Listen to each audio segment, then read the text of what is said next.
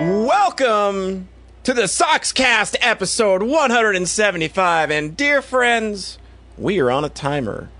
I woke up this morning with what feels like the beginnings of a cold, so that's fun, and maybe it's just like the changing of the seasons or whatever, but we have T-minus whatever until I'm becoming a terminally whiny baby, because that's what... That's the only way to react to having a cold. That is the only way to react. Like, I am just it's not even like angry. It's not miserable. I'm just like, this sucks. Why do I have to feel this way? And it's just, that is exactly how I feel for the next week.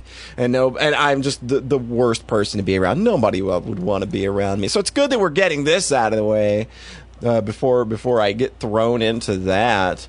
But don't worry, I may be on the cusp of literally dying, but that will not stop us from shoveling spoonfuls of that good old Sockscast opinion and critical discussion stew right into your ear holes. I said shoveling spoonfuls?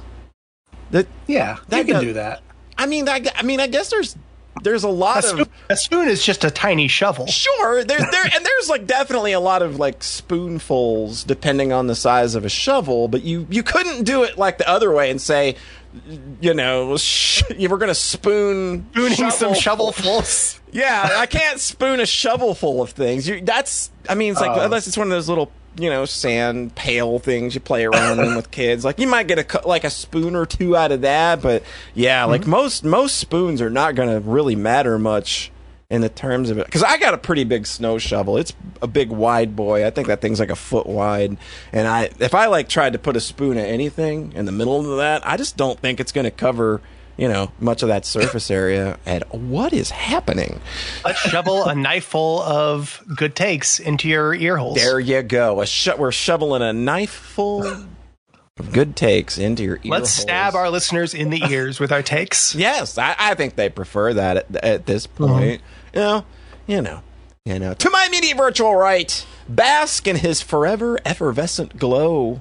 It's Rhete. Yes. Could have went like forever-vescent. I think is that a word? Forever-vescent? I think that... We're just making language is fluid. We're just getting a lot of wordplay in here. Holy crap. Forever-vescent, huh? Sure. Doing all right over there, Rhete? Yeah, let's get this over with so we can go play some games. Play some games? I don't really know that they're like anything to be in that big of a hurry about. But sure, I guess. Yeah, Rhete. Jeez. Gosh, like looking to already just shove this thing on home. Hey, can we get to the outros now? 5-minute episode. Yeah. That would be a really good bit to do at least once. I know. Yeah, And I can't think of like the perfect thing to do it with, because it's always there. It's always just like, that is a thing that we could pull out at any time. Even though we're talking about it now and it wouldn't be a surprise, it would still be a very funny thing to do. As long as we're doing like 10 episodes at least. Yeah. Good. There you go. It usually works better as a live stream where it's like, the stream ends if something happens, and then it happens immediately. Yeah. That makes sense. To my immediate virtual left, he has no comment on the matter or the rumors. It's John Thayer. That's me. Okay, so an ongoing thing, starting with the beginning of the... I'm not going to go on about this because it's the worst thing in the world for people to talk about like their tech. But every single episode, since getting back here, since we started, I was like, I want to care about my audio quality this time. And every single episode, there's been like one new thing that I did that has made it better. Every time. It's like I got 10 parking tickets in college, and every single time it was for a different reason. Ugh. And I feel like this is the same thing where it's like I'm learning by failing over and over and over. And now I have my checklist of like 10 things I'm doing. And I think we should be good. I think we're just about there. You think like the microphone is on? It's on, which is a start from when this call started. The microphone was not on. I know. All right. So again, most boring thing in the world is to talk about tech, but I'm trying. So bully me as much as you want. It only makes him better. It only makes him. It just makes me better. It's for his own good. It's for his own good. Absolutely. 174 episodes, and I'm getting there. You're getting there. Like 176 is going to be the one where John finally gets his shit together, and Just it's going to be perfect audio. We're going to the call's going to start. We're going to have some banter, talk to each other for a little bit. There's not going to be a single issue going into this show. 176 is where it all happens. So tune in next time, where we will absolutely update you on if that occurred. I don't think it matters if y'all have to deal with problems. I only care about our listeners. Exactly. Like, it doesn't matter that the people most directly affected with John having to fadoodle around with his garbage every time. People that just want to get a show done, maybe because they're feeling a little sick. John wants, I don't know, I think I'm going to turn my mic off on purpose. It'll be a funny bit. I'm playing. You get it? Of course. There you go. There you go. You get it? I get it. You know what else I get? I get that people are probably like, all right, guys, the banter's worn thin now. Move on. Come on. Get to the part of the show we want. Get to the part where we've all been waiting for. We know you're going to do it. It's like, all right. Okay. There is an elephant in the room. We are vastly aware of the very big elephant in the room. We are aware of the situation that we are in right now, I guess. So I might as well, go ahead. Be the one to rip off the Band-Aid and get this out up front. We all know that there's been a pretty big release lately that is just a hugely anticipated follow-up to pretty highly regarded game released around 2017, 2018-ish. So I'm going to go ahead and I'm going to do it, y'all. We're just going to get it out of the way up front so people can just zip past this if you want. I'm going to go ahead and dive in, and I'm going to talk about the latest novel from my friend Cupin named 3 Wishes. Yeah. Oh, yes. Yeah, this is a good... So 3 Wishes... Just a chonky boy. This ended up being much chunkier than I thought it was going to be, because this is the third game in the Lily Pad Lily series, which is a series of visual novels about a fictional idol girl named Lily Pad Lily, and her idol group members join in the second game. Those first 2 games, Lily's Day Off and Lily's Night Off, are absolutely delightful. Just fun, cute little comedy-based visual novels. A lot of gags. That Lily's Night Off just goes exceptionally hard after the first one. If you look at Lily's Day Off, it's very this is a visual novel. I can look at this and say that's just a visual novel. It's pretty standard. And then you look at Lily's Night Off, and there's this huge explosion of creativity that happened all over the place.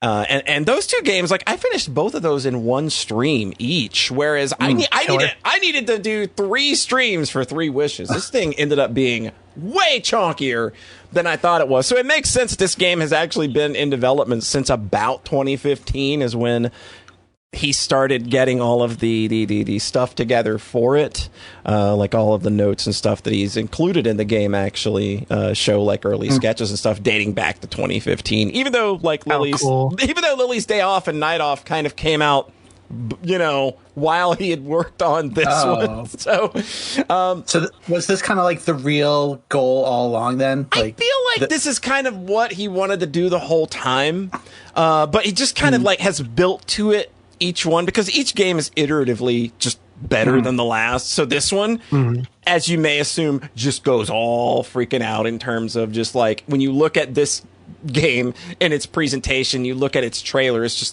oh, this is so much different than what you see in normal visual novels. And if you just watch the trailer, there's just so much going on. But so this game kind of starts the same way that the other Lily games do, in that you are the self-insert character who is just it's just you, and you you end up having a chance encounter with a cute little idol girl, and this time around it happens to be Lily Pad's little sister, Addie.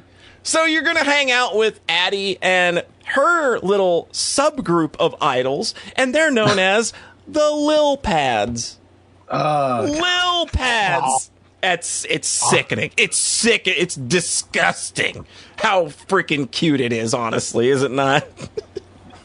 And so you end up becoming friends with Addie because hey, good people give you head pats. She asks you for a head pat. This game's got head pat tech in it.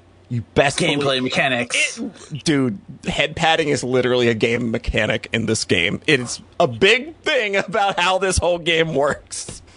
Watch out, Cold Steel. Watch out. Coming Watch for out. Like, the characters jiggle realistically, like their hair swishes around and everything. It's just real cute when you do the animation and just rub the mouse thing over their head. You can head pat them at any time, but there are certain points in the story where it's required to do so.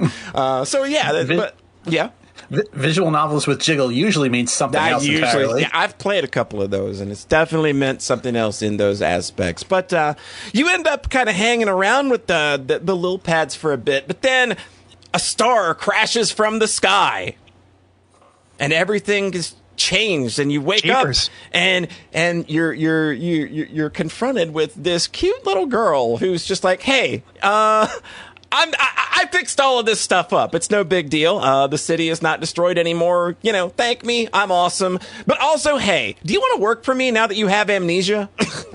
And you're just like, yeah, sure, why not? What do you want me to do? And she gives you basically what is the equivalent of a little smartphone, a little pager, and she's just like, just press buttons and watch the screen. And what you're doing is you're making all of these idol girls, and they're hanging out, and you're making them make wishes. So Sati who is the cute girl that you wake up and have to be employed by. She goes to these girls and she grants their wishes, and it's your job to kind of monitor it, make decisions, and make choices. And it's set up kind of just like all of the other Lily games, where you start the game out and you're given this list of 3 wishes that you can make. Mm-hmm. And then when you pick that wish, then along that route, there'll be 2 more wishes that you can make. So each route is like a 20 to 30 minute little story in how these wishes are going to play out and affect one another over the course of the game. So it's just like, oh, you started out, it's just like, hey, I wish, I don't know, what's a stupid kid wish? I wish we had infinite clothes. And then, the scene changes, and then they get infinite clothes. But then something else comes up later in that story where it's just like, okay, well, now who else gets a turn to modify this wish or make their own wish that changes things? And as you can kind of imagine, where it goes from here is it's going to be like Wishmaster stuff, where it's like, oh, the wishes are going to be granted, but there's going to be something real messed up with it.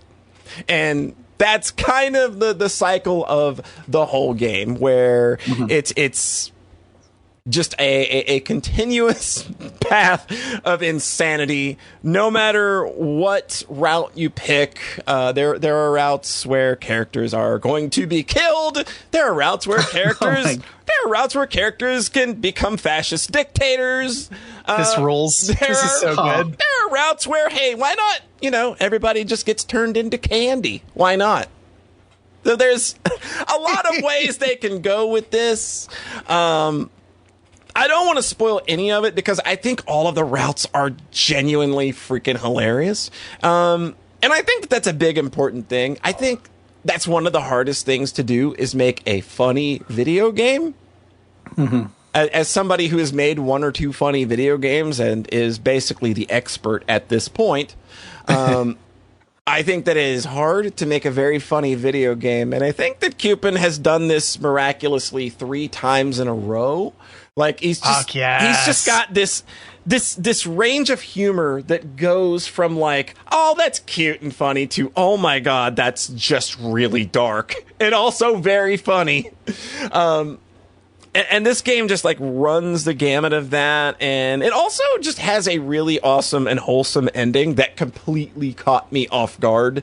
That just like, it really like touches on a few things about like the nature of the things that these girls are wishing for, and it kind of digs into those things, and it digs into the characters and their own insecurities in ways that I didn't expect as well. So there's just like, I think that of all of the games, this is the one that kind of has the most balance between like, it's funny, it's cute, and it's also got like a little meat there thematically that makes you feel like, oh, like everybody learned something.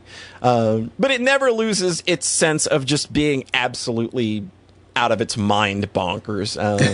And again, incredible presentation, looks gorgeous, just like it's so dynamic in motion. Like there's so much animation in the sprites and so many like props that get used in every scene. And there's just like, I think there's something like 36 like original CG ending scenes where like he just contracted a bunch of artists to, hey, draw the ending.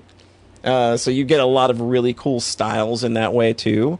Our girl Melly got one in. I noticed hers immediately. Oh, nice. I noticed hers immediately. So nice. Yeah. This game, a fantastic piece of work. Like I love it. Like I said, like I think being able to make people laugh with a video game is one of like the hardest things to do, and I think that doing it with this one, like just absolutely nailed it out. Yeah, just knocked this one out of the park. I really like that kind of structure where you just diverge into wildly different directions. Yeah. All three Lily games do that, where they're just all like little 10 to 30 minute stories that all kind of compound onto one another somehow. But like you finish it and it's just like, oh, okay, I did that route. I did like a 10 or 15 minute story. I can just come back to this later if I want. Like you can play it in little bite-sized chunks if you want. And I think that's also to its benefit. It's like 100 Line Academy squeezed like I was going to say, oh my God, 0.5%. the 100 line of Lily games. Jesus. It is the biggest Lily game. So I mean, if we're going to compare it to 100 Line, why not? Yeah, Rhete. This is basically the same, right, Rhete? Yeah. Rhete's over here in like the hell of like 2 straight months playing this one VN. Took breaks, obviously. Right. But yeah, this sounds delightful. Polly. This is Thanks like for sharing this like with us. I had a smile plastered on my face the whole time, and this is like at a time when like I kind of had like a bad week last week, but like this game like just floated me through, kept me smiling when I needed it. So I'm always going to appreciate that when a game is able to kind of. Be the. It's really nice when a long-awaited sequel like delivers on all expectations. Absolutely. I did read another visual novel. Yeah. This one has nothing to do with sequels, though. This is a completely original work. I read A Return to Shironagasu Island, which, put simply, I actually like let's played this one, so. People have probably... Oh, yeah, you've been posting this one. Yeah, people probably saw it on my timeline quite a bit while I was just releasing the episodes. But this is kind of just like a typical, like, mystery novel where there's an island, and then there's some old affluent dude that killed himself because of some shit that happened on the island. So you're a detective, and his family has contacted you. Like, hey, go to that island and find out what happened. We want to know why this dude offed himself. That's weird. And you're joined by what I can only describe as the most blatant Tomoko Kuroki ripoff I've ever seen. If you've ever seen Watamote, if you look up Neneko from this game, she is literally just Tomoko. Oh my God, it's so blatant, but good. So this story, it's weird because it feels like the author wrote it without a plan at all, and along the way just kept saying, "Okay, and now I want to do this." And now I want to do this. And now I want to add this. And since nothing was ever planned or a part of the story just starts to feel completely out of tune with itself. Gotcha.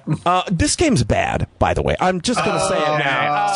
So by the time you get to the dumb attempted zombie apocalypse reveal... and then the out of nowhere villain that literally has no stakes in the story wanting to do the next stage of human evolution plot dump. Oh boy, we're just hitting all the best tropes now. This thing just shits all over itself and wallows.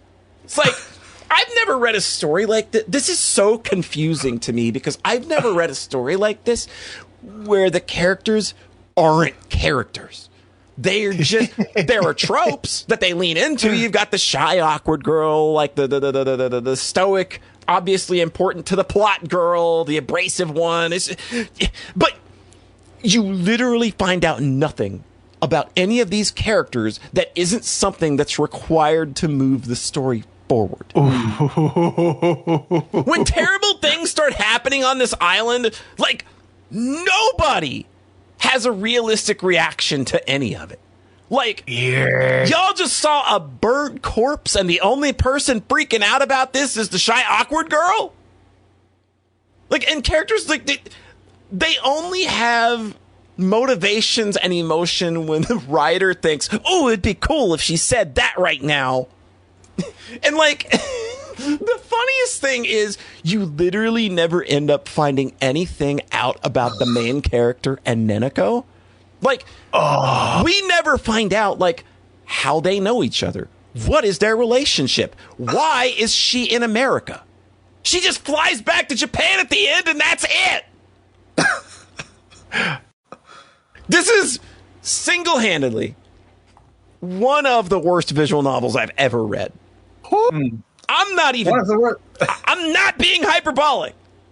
Like, but at least you finished it, right? I finished it because it's like sunk cost fallacy. I was like episode 8 when I realized, oh, this is gonna get real shitty, isn't it? And it's just like, shit, dude, I've already recorded. So that was another thing. It's just like, okay, how do I remain entertaining while reading through a story that I'm obviously just not liking at all, but trying to, like, look, if somebody's going to watch it and stay invested, it's an interesting thing to have to balance, because I didn't change my thoughts on it or lie about how I felt, but I was very, very upfront. It's like, yo, this is getting real dumb and bad, and I hate this. But you've also got to kind of like not be that for an entire video, because that would be annoying. So it was at least an interesting exercise. And like, how do I remain entertaining and not become insufferable about how bad this game is?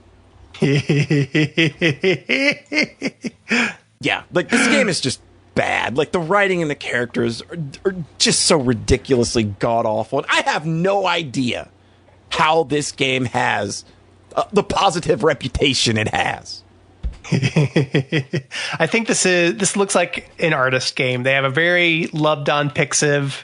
They have a lot of followers on X for a lot of really pretty art. I am pretty sure this is somebody that that is really good at art that hasn't really done much writing. I'm pretty sure I read that this was their first actual writing project. Yeah. So, and boy, oh boy, does it feel like it. And I feel like, like this game's got a great look to it. It's presented really well, but oh my God. As we've seen, that's all that really matters. Yeah. See, Three Wishes is also an artist game, because Cupid did all that shit by himself. The only thing he didn't do was the music. He coded the engine and everything in Unity on his own. So, Three Wishes is also an artist game, but Cupid also like knows how to write. It's just a hard thing, and people don't really. I think you just run into that a lot, where it's like I haven't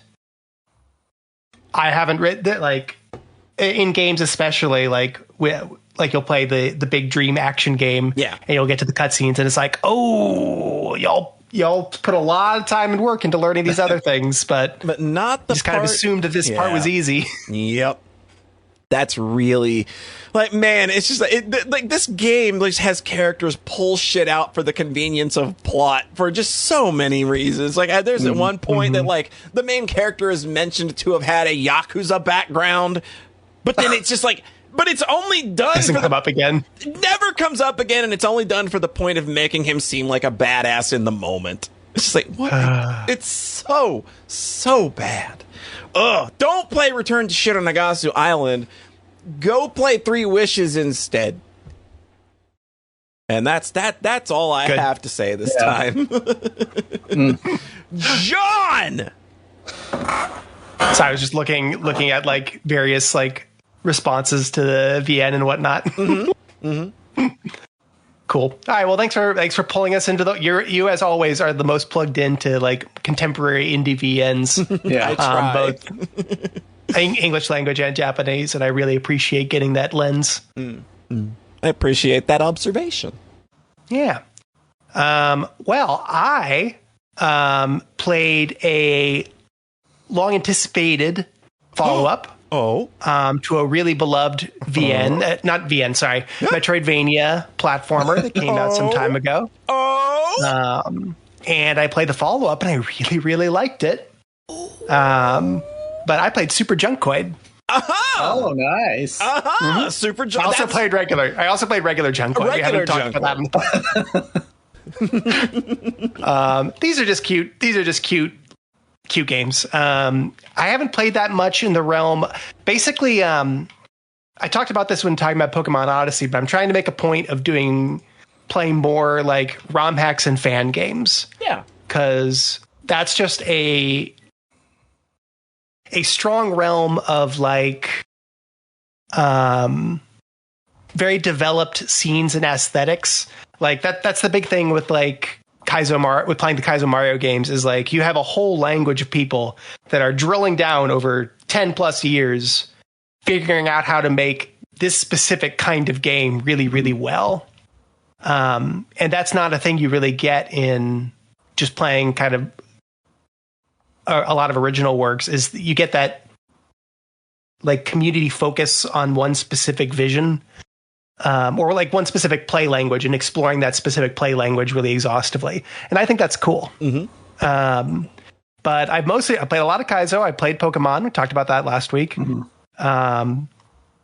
Or last podcast. I played very little Metroid. I played Metroid Rogue Dawn years ago. I thought it was cute. Yeah, that one's good. I think that one was too hard for me. I get stuck in these and it's like, They often don't have the niceties that, that more modern games of this ilk do. And it's just like, when you get stuck, it just can be like, oh man, I'm missing the pixel, aren't I? Yeah. Well, that's the thing is, it's very easy to lose trust playing games like this. Yeah. It's like, this is just a fan game. It's like the second that you feel like you're being jerked around, it's easy to just write it off as like, okay, this is fan game jank. Yeah, exactly.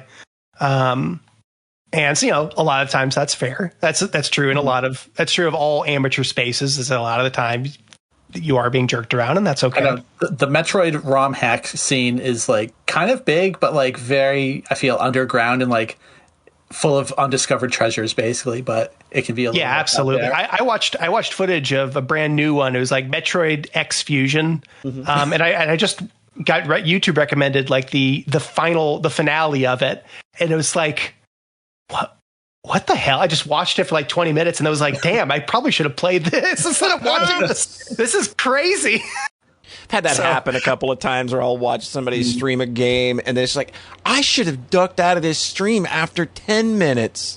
But it looks pretty crazy. Junkoid is so So Junkoid is by Kiyoshi, and I played the first one in like a sitting. It's like an hour and a half. The first one, the main area has a map, and then the rest of the game doesn't. I found it like I was comfortably able to play it without needing to like take notes. I could just keep the layout in my head, which is very satisfying. Every secret block has a tell, so you can, if you keep your eyes peeled, you don't need to bomb randomly. So it's just original Metroid is crazy about that. Yes, exactly. So it's very, but the maps are big and mazy enough that it's not trivial to keep it in your head. I really had to kind of like stay focused and stay in it, and it really kept me engaged and focused the whole time. I really, really liked Junkoid. I think my problem with Metroid Rogue Dawn, and it's going to be a problem with all of these, is like the climax has to follow the shape of the original game. Yeah, I think that's a technical thing. Yeah, and Rogue Dawn, it felt really labored. Where I was just like, it kind of the illusion that I was playing, a cool original game built out of the Metroid engine fell apart, I'm playing a Metroid hack. Yep.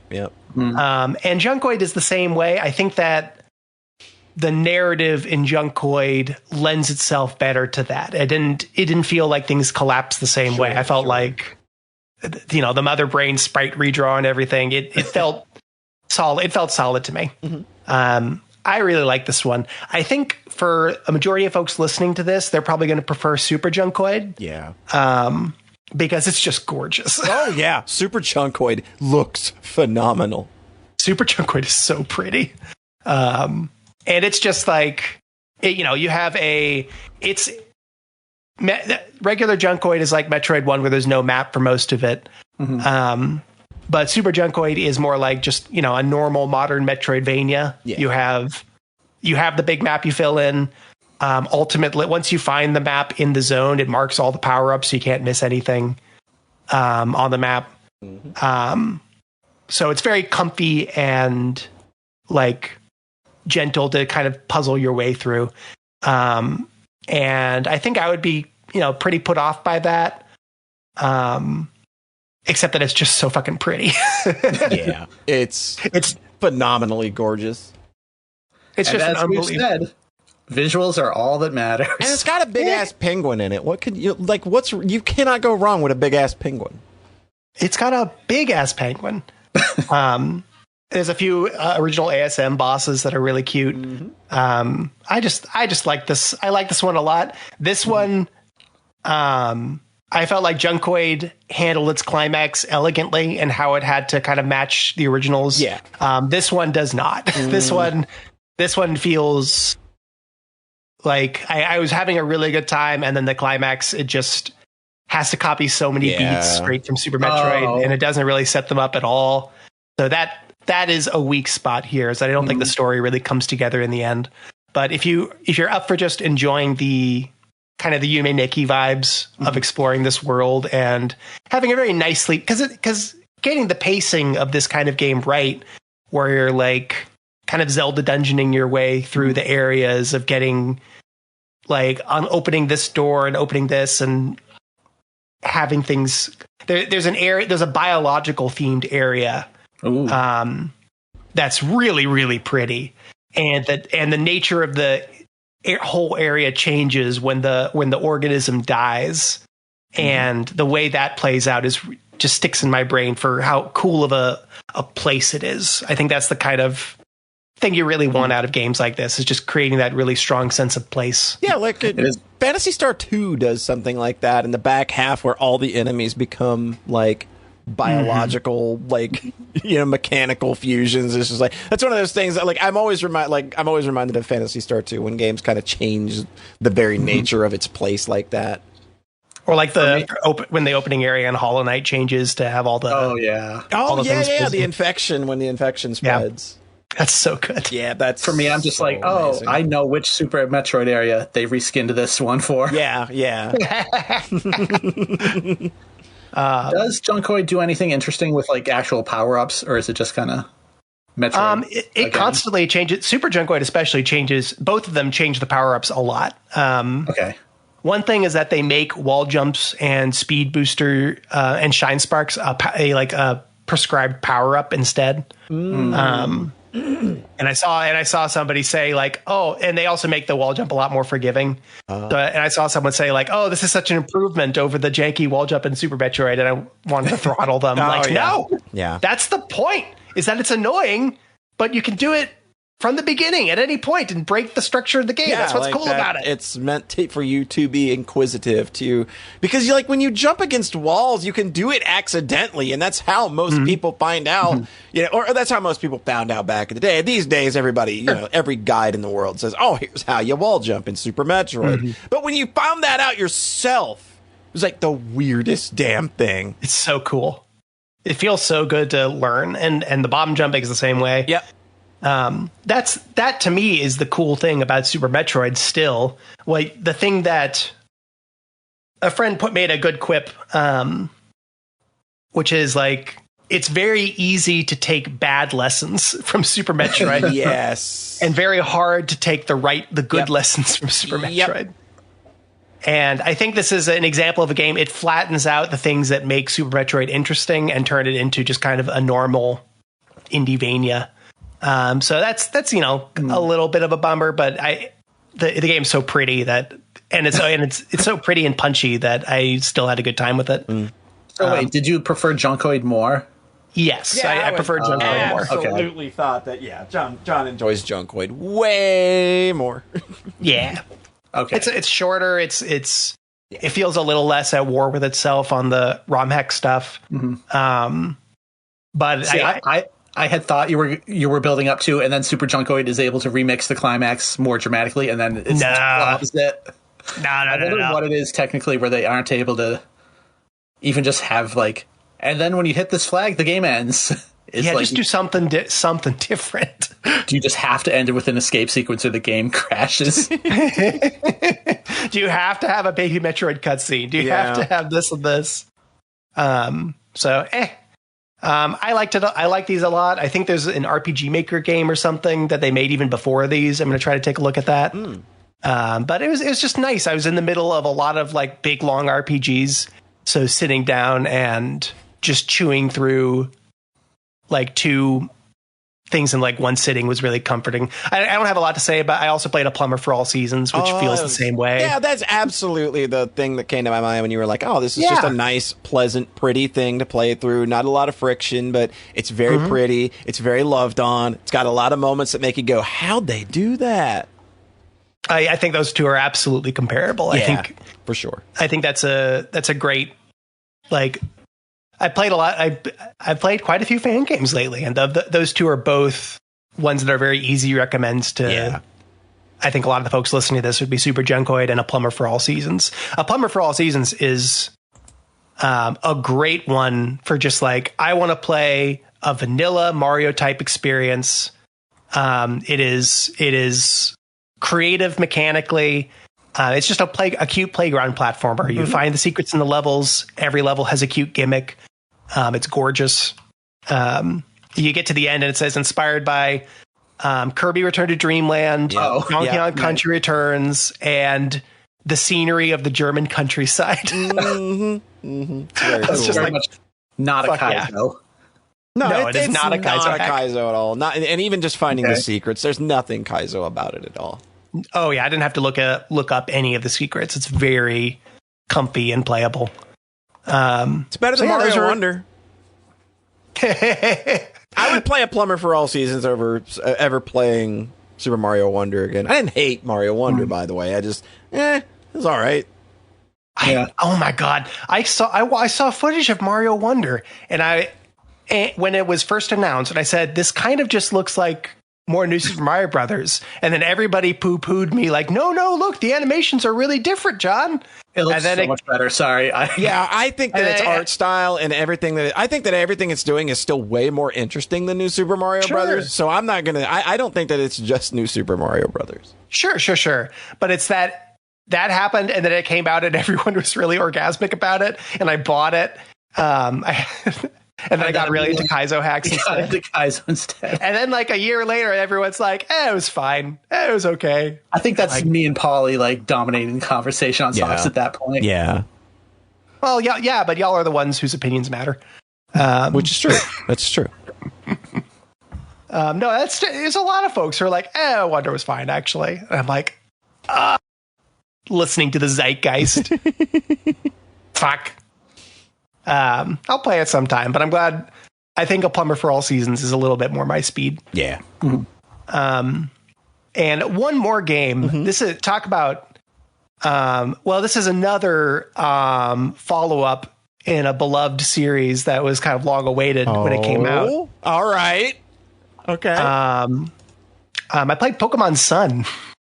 Oh, right. Right. Yeah. That one was a little bit of a stretch. Yeah, you tried. You really swung for the fences there. I know, yeah.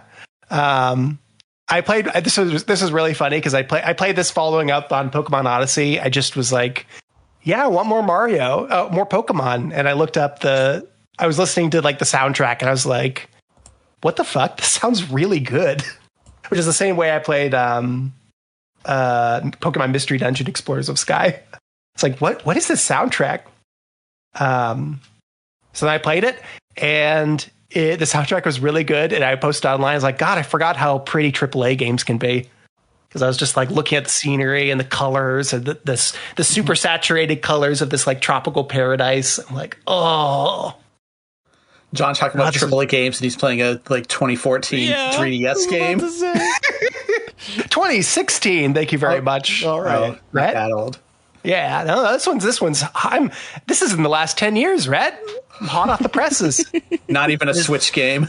It's decidedly not retro. I mean, that's the Kirby I'm going to play next. Is the one on 3DS. Oh, nice. Yeah. So this one I wanted to bring up just because I had a really funny response to it. Because like, I know that like 10 years ago, John would have been. Well, I tried this when it came out, and I was like, "Oh, I hate this! I cannot play this." Because you immediately get like a diegetic mini map that at all times points on your map where you're supposed to go. God. It's like this was already Pokemon. You really needed like the BioShock floating arrow in Pokemon. This is already game for babies, and you were like, oh no, this is too demanding. We gotta, and not only that, but if you go off the path more than any other game, like for the whole game, they will be like put up like in-game barriers where there's an NPC in front says, no, you have to go do this story thing before you can go through here. Like it constantly does that. It makes the Mother 3. Can you not go back through here? There are ants, and you don't accidentally step on them. It makes that joke like 10 times. Oh my God! Like it is constantly making jokes. Just happen to fall asleep and block the road. it makes that joke like that. It does the literal barriers that are just constantly recurring, and then it has like variants of the Snorlax Mother 3 joke like 15 times. Oh, good. That's good. It is rigidly linear. And it is easy. So this would have been like complete John poison like 10 years ago. When I was just shitting on, like, I tried Skyward Sword when it came out. I was like, man, I hate this, and returned it. But I was just kind of like in the mood for it. I was feeling kind of tired. And I turned on set mode. I didn't use healing items in battle, and that was enough to like give it a little bit of oomph. And I turned off battle animations. Okay. And and I let myself skip trainers sometimes, and that kept my level a little bit low. So the whole game was like this meta balancing act of like, let's try to get through these routes and whatnot as quickly as we can and keep my level at like a place where the boss fights will be a little bit punchy. Right. Which is, kind of a fun level of meta engagement. And I got to like enjoy the normal Pokemon arc of building a team of 6 Pokemon until they're strong enough to beat the big boss gauntlet at the end. But I think the funny thing with this game is the game itself is very handholdy and for babies. And in universe, like in the original Pokemon games, like the gyms just feel like a part of the world where it's like, oh yeah, people fight these gym battles to get things and do the Pokemon League, and it's very impressive. In this one, like the grown-ups around you are like, oh yeah, this is the coming of age grand trials that all the children do on the island, and they just kind of like step you through it and walk you through it and explain like how things work. And the effect is that the main plot of the game, doing these trials, doing basically the gyms, is an in-universe obstacle course that the adults in universe set up for your character. So it's like, even in game, you are playing a cute game for children. while in the real world, you're also playing a cute game that adults made for you. And I think the only reason this is interesting is that the main villain of the game is a shithead parent. Oh, okay. Who sucks. The perfect villain, actually. Yeah, and they actually don't flinch on that at all. It's kind of crazy. I'm glad. Yeah. Beautiful. But two of the characters in Meek are just like these, like, one of them is really meek and scared, and the other one is like has a big chip on his shoulder and is really mistrustful of everybody. And it's because they both had to deal with like the shithead adult who's the main villain. And they're both traumatized from that. Yep. And like across the game, I kind of got this effect of here's how adults should treat kids, which is affirming them, supporting them, letting them figure out some stuff on their own, but keeping guardrails up so that they can be safe. Mm-hmm. And then here's a bad way to treat children. Yeah. And here's why. And by the end of the game, like, because of, the silly obstacle course you've been on, you're actually strong enough to fight the shithead adult head on. And then you're able to have a fight with like the good adults and have like a cute climactic battle with them as equals. But you're still doing it with like, here's my Bulbasaur, here's my Chim Pokemon, here's my Charizard. Eat that, Dad. Eat that. I think that there's some really, really nice warm theming in this one. That about like it feels like it feels like when the people making it were like thinking about what they were doing and how they wanted their game to like how they wanted their game to like come across to kids playing it. Mm-hmm. And I felt very warm and fuzzy at the end, and I cried a little bit. Oh, beautiful. It's just I had a cute time. I don't think it's like a big essential thing or anything, but I think it's fun that after 10 years I played a new Pokemon game and I actually had a really good time. That is pretty surprising given your arc with that franchise. Especially this is the sequel to X and Y. Yeah. That's the thing, is that X and Y. X and Y, the story is fucking nothing. Isn't that the one with like, it's been 84 years? Yes. Yep. And that bit whiffs. That bit is nothing. Okay. Everyone memes on that. It's been 3,000 years. They're like trying to do a Mother 3 thing, but they have like 2 scenes setting it up and it doesn't work even a little bit. I can't emphasize enough. It completely whiffs. It's really funny because both this game and Black White have like a cute romance date moment with the rival where like you ride a Ferris wheel with N and you hide from rain under a little rock cropping with Lily in this one. And then X and Y does it where you watch fireworks with the girl. And I saw Yuri art of the main character and that girl at the time. And in game, it's fucking nothing. Black and White is great. This Sun and Moon, it's great. It's actually layered because you care about those characters. And then in X and Y, you don't care about anybody in that game. It's all just like you're just going through the motions of playing a Pokemon game because you want to make a team and fight an Elite Four and whatnot, which is fine. But I appreciated that Sun and Moon just had a little bit more going on. And I think X and Y and Sun and Moon, they have the second versions. And I think both of them just basically rip the story out. X and Y didn't do that, but Ultra Sun and Ultra Moon, they completely changed the part. According to my friends, they completely changed the part I liked the most about it. So, if I said X and Y, I meant Black and White 2, ripping the story out. Black and White 2 is like a sequel where it's actually okay. I mean, I don't know, but yeah, I get what you mean. So yeah, I had a Pokemon arc. I'm glad I very nearly jumped into a third Pokemon game in a row, and then I managed to stop. I managed to stop myself. What was it going to be? The first Mystery Dungeon. Play that one, and then there's the 2 3DS ones that people really like. So you played the second one? I played the second one last year, and I want to play the one everyone loves the most. The Sky, which is the one people love the most. The third one after that apparently has the worst gameplay of all of them, but it has a story that people like about as much as the one I really liked. So, story is important.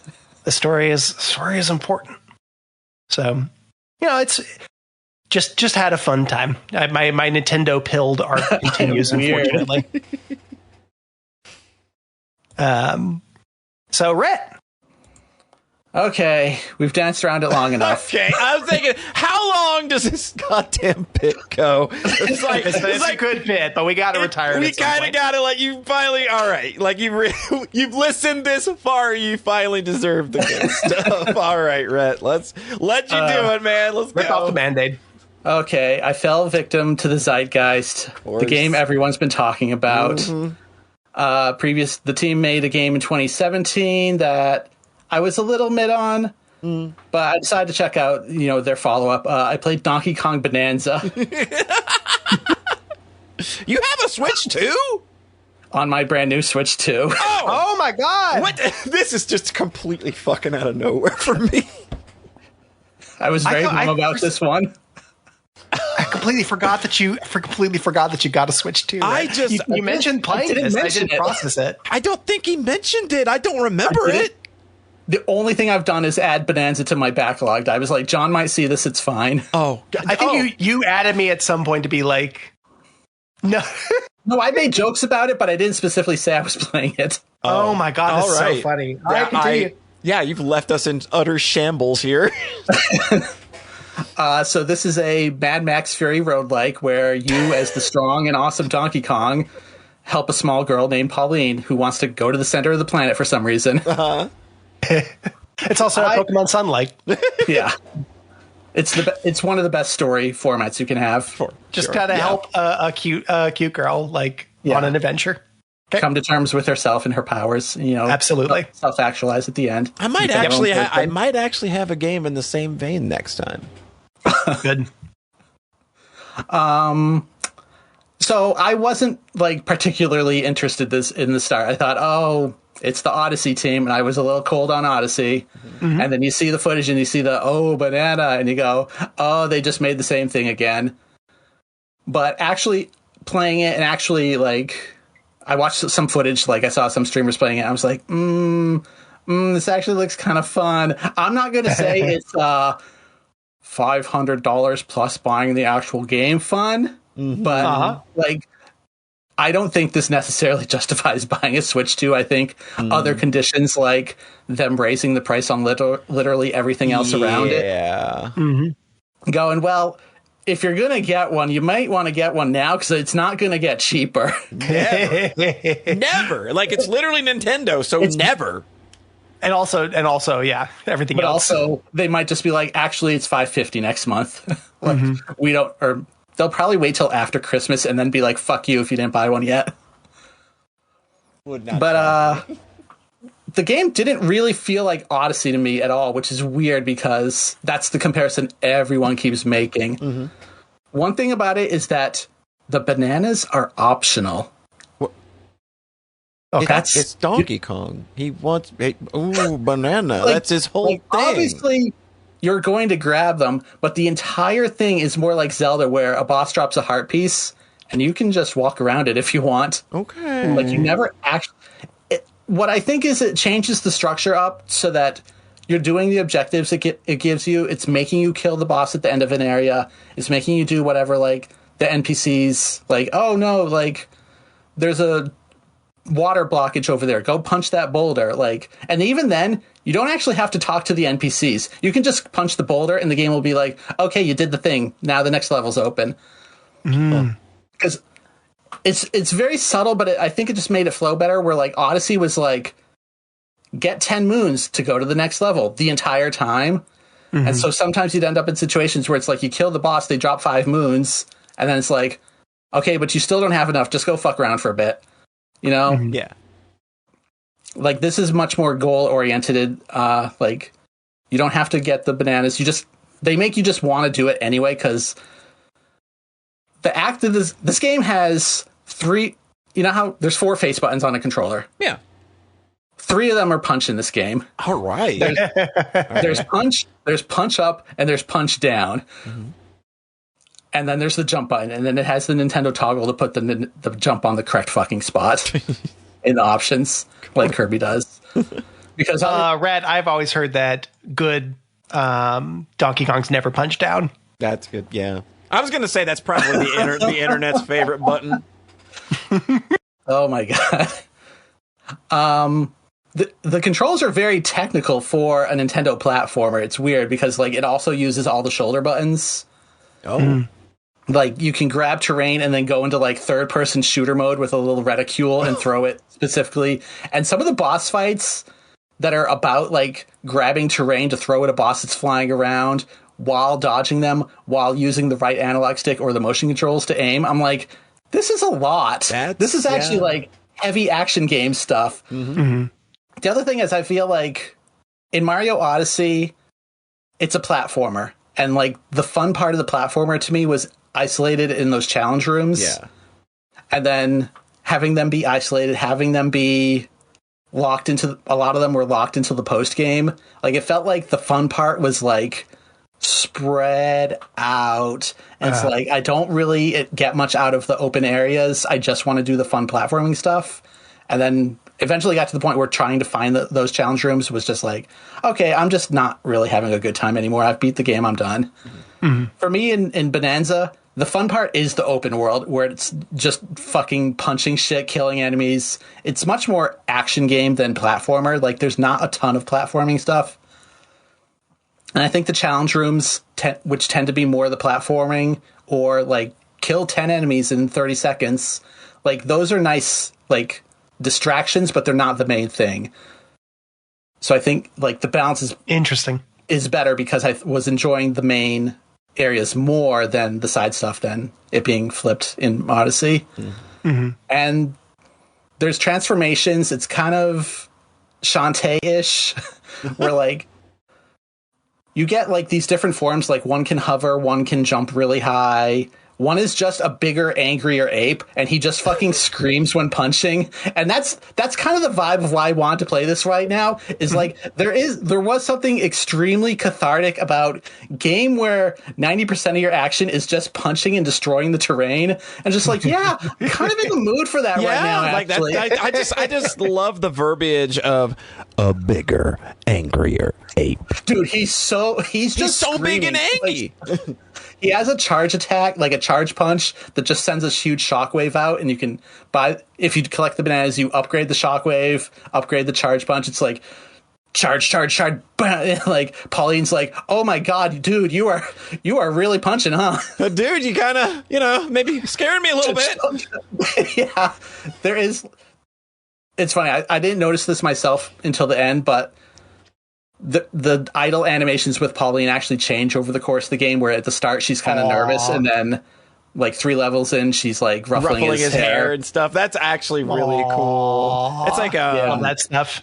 What was that one RPG, Child of Light, where she starts out barely able to swing the sword, and over the course of the game, like she gets much more adept at swinging a blade, so that by the time she reaches the final battle, she's like one hand in that shit. Just that's like awesome. A boss. Like I love shit like that. Mm-hmm. Yeah, there's Arkham Asylum's cape getting more torn up. Yeah. It's not the first Arkham Asylum game. He gets fucking messed up by the end. You can actually see his face and like blood and cuts on him. Cool. Donkey Kong does not get beaten and bloody by the end of the game. But that'd be a hell of a mechanic, wouldn't it? That'd be great. Yeah. The dark Donkey Kong, where he's just fucking done with it by the end. Grizzled. He's got like scars and like scabs on his face from just having been through. Now I want this. Yeah, it'd be real good. Oh, everybody's like, I want this. I want the hyper grim dark Metroid. No, you're not thinking big enough. Yeah. It's just called Donkey Kong. Yeah, it's just called Donkey Kong. or the Donkey Kong. The Donkey Kong. I was thinking earlier, this has nothing to do with what actually happens, but I was like, what if this leads to like a Metal Gear Solid 5 type ending where Donkey Kong goes evil at the end, kidnaps Pauline, gets to the top of like the girders from original Donkey Kong. Yeah. That's funny. It's raining, and then you just look down and see Mario, and that's how the game ends. That would be perfect. It does not go that way, obviously. Because they're cowards. It would have been funny if this was like ended up being Dark Origin story. Yeah. The actual story, though, for a Nintendo game, they put a shocking amount of emphasis on it.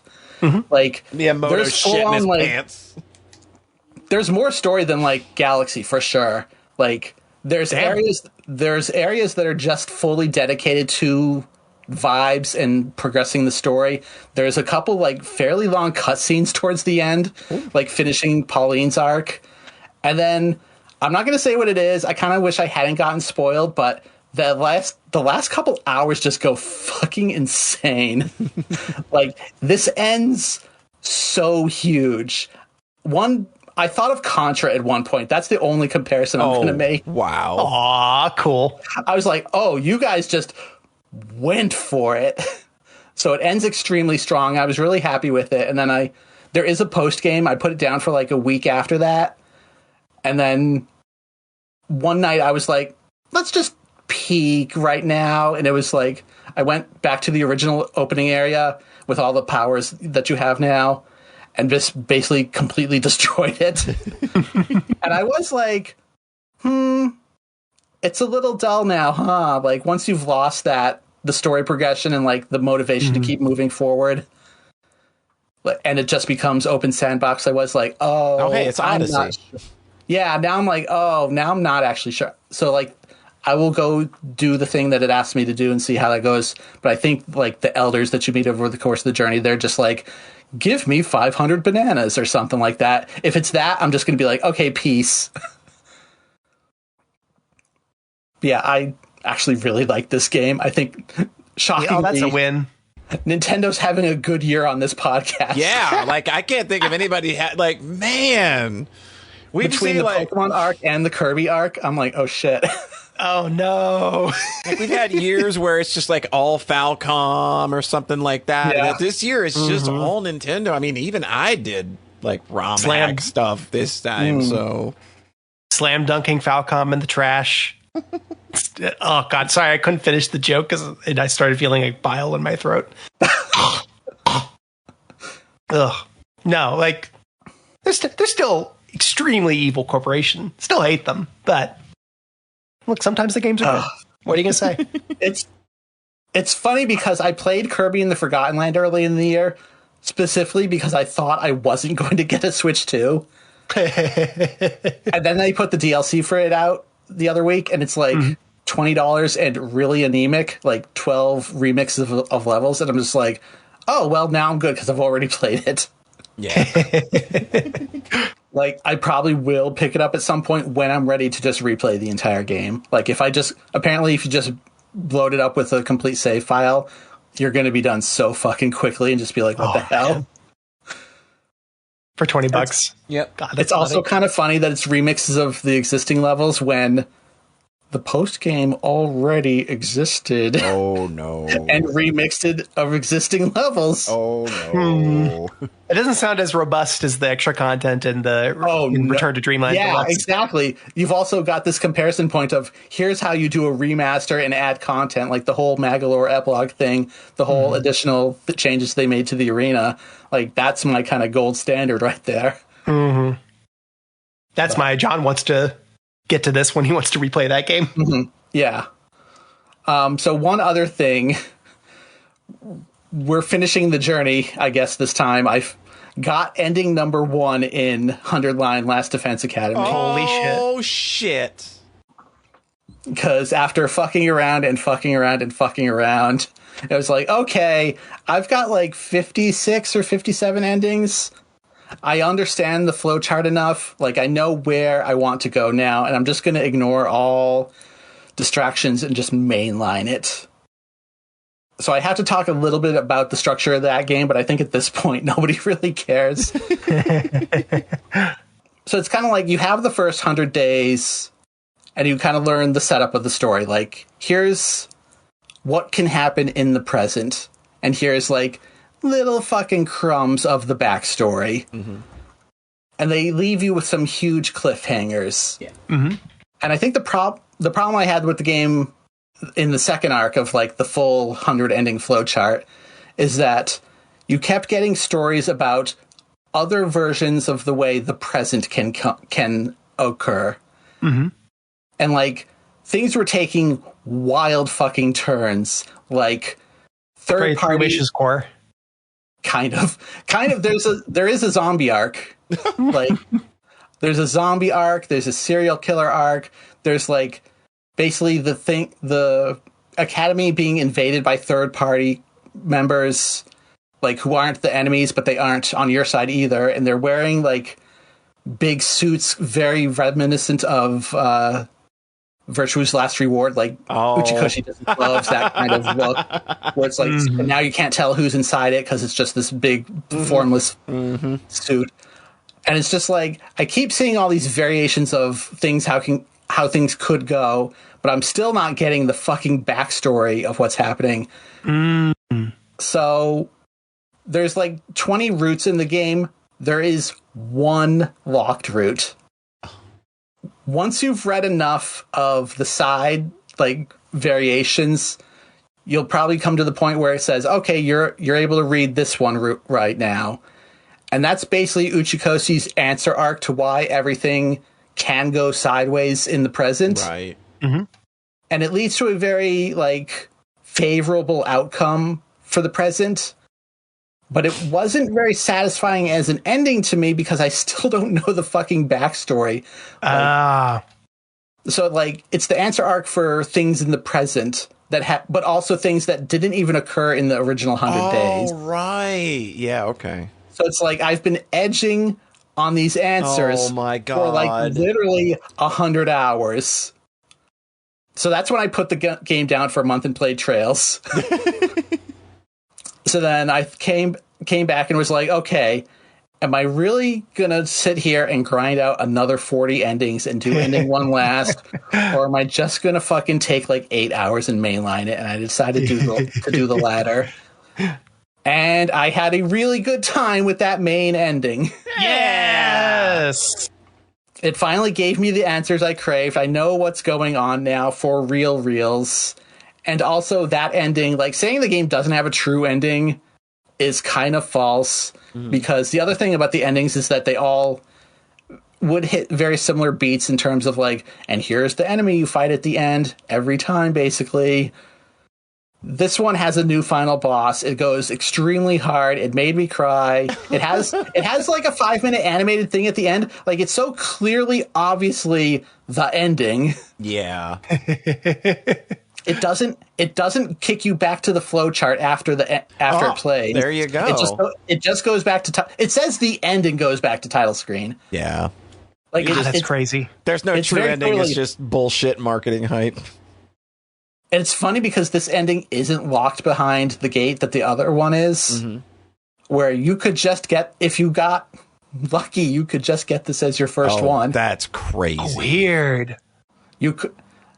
And you may have a better time doing that also, because it's just such an excessively long game. Yeah.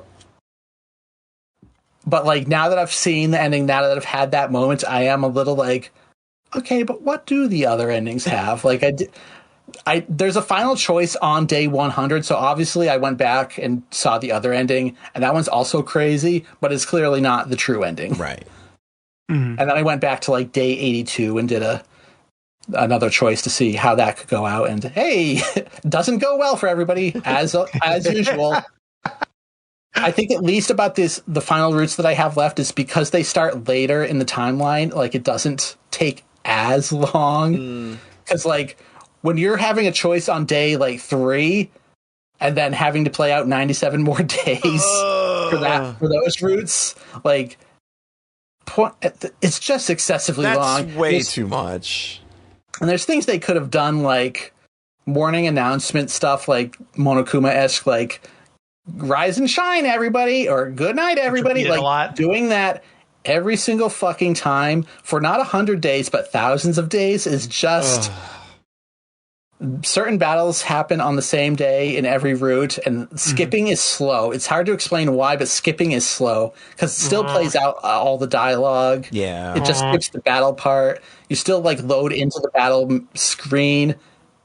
Like, it doesn't skip fast enough. It's just like, if you just saved 5 minutes here and there over the course of this game, you'd end up saving hours by the end. Yeah, that's my journey with that game. I'm still coming out positive on it, but It is not for everybody. It is a fucking behemoth. It's like reading a trilogy of like visual novels in one. I'm the resident visual novel head, and even I'm just kind of like very apprehensive on this one.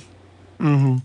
I think the other thing about the late game is that the strategy game part just kind of goes away because it keeps your progression in your levels, and when you go to similar fights, it lets you skip them. So once you've done like 2 routes, you're already overpowered enough to.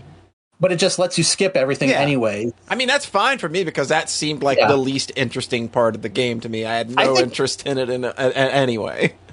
It's not as strong as like 13 Sentinels, but I think it's close. Like I think it was like a pretty essential part to the first act.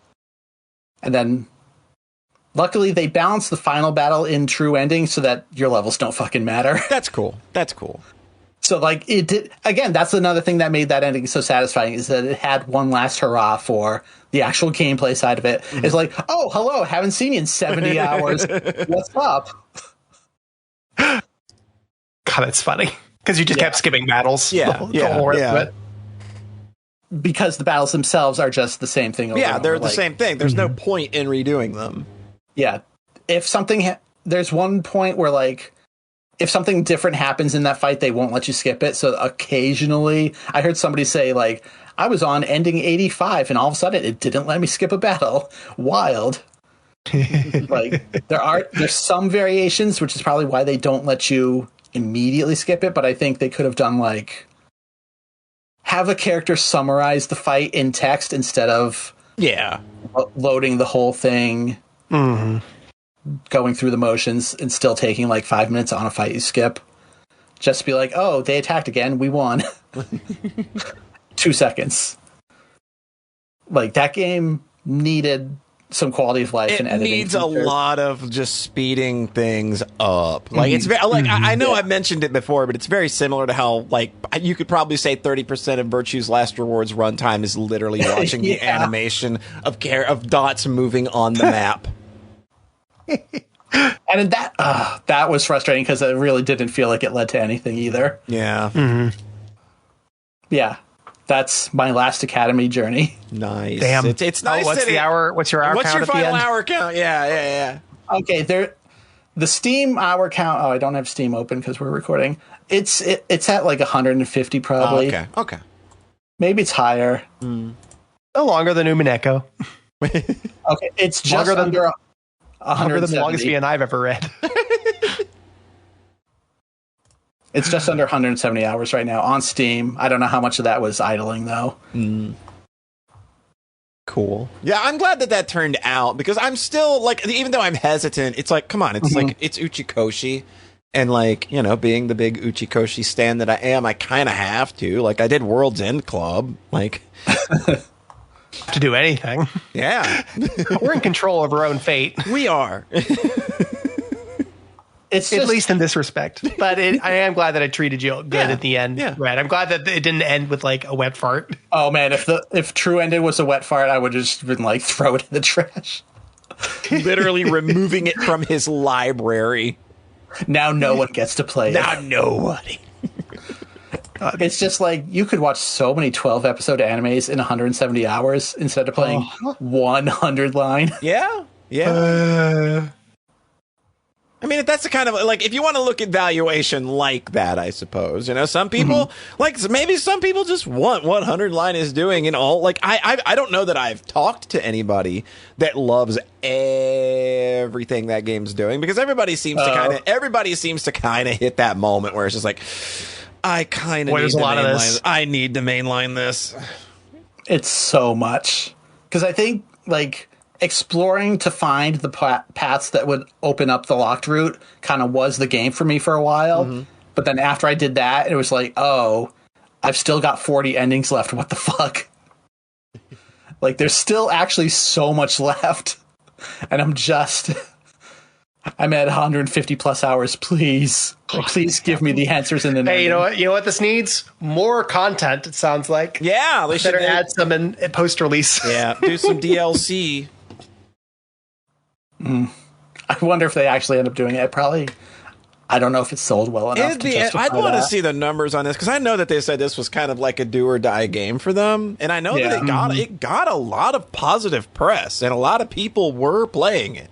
So I kind of really wonder, like, what this game's numbers look like. Well, what a journey! What a journey! Yeah. I think that's everything we're playing that we've talked about. Yeah, I think that pretty much covers it. I think that's everything that everything that matters. Pretty much, yeah. So we are gonna do y'all a nice solid, and we are going to get ourselves on out of here. But before we do, I want John to tell the internet folks at home where they can find him. You can find me at farawaytimes.com. Wow, nice and zippy. Just one simple little URL. Rhete, what's your URL this time? Do you have one ready? Do you have one cooked? I guess it's rhete.bsky.social. Why, there you go. Finally, a straightforward answer for once.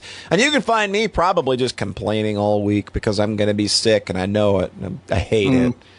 So that's going to do things. That's going to do it for things here at the Sockscast. So me and Rhete are going to go play Hollow Knight Silk Song now. And I don't know about the rest of you. But remember, we are the podcast that loves you. We're the only ones that love you.